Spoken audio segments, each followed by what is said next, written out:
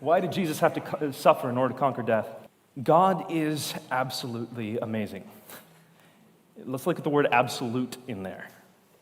In order for God to be God, by definition, he has to be the greatest, not just in reality, but the greatest that we can envision. Are you with me so far? God has to be conceptually the greatest being. That's how we define God. Now, if I came up with an idea of someone who's absolutely just, what would that mean? Let's picture a judge who punishes every single crime. That would be an absolutely just judge. He punishes every single crime. He makes sure that everything is paid for. But he wouldn't be merciful at all. He'd be the complete opposite of merciful. If we picture a judge who's completely merciful and forgives everyone their crimes, he might be absolutely merciful, but he's not absolutely just. He's overlooked all these crimes. The difficulty then is reconciling this. If God is just and God is merciful, and he's both absolutely just and absolutely merciful, how can he do that? How can he forgive everyone and punish every crime at the same time? Most religions don't have an answer for that question. Islam's answer is, Inna Allaha ala kulli shay'in qadir. Isn't Allah able to do anything that he wills? Whatever he wants, we don't know. Christianity has an answer to that question. It's every single crime has been paid for because God took it upon himself.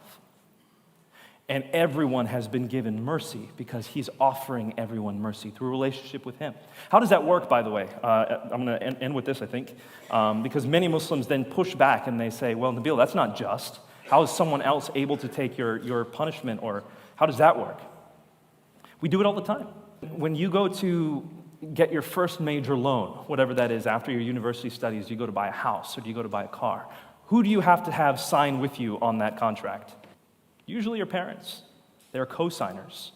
And what they're saying is, if my child defaults on their loan, if they can't pay this, I will. And that's perfectly legal, it's perfectly just. And we can transfer our debts to our parents who love us enough to pay them for us. God is perfectly able, because he became man, to say, as a man who is able to bear the punishment of other men and women, I am co-signing with this person. Their account is my account. Unbelievable that God in his righteousness would do that for us, knowing that we have defaulted already. But then he takes our sins upon himself, perfectly just. Our amazing God has managed to both hold absolute justice and absolute mercy in tension. That's why Jesus has to suffer, because he takes our suffering and pays it for us.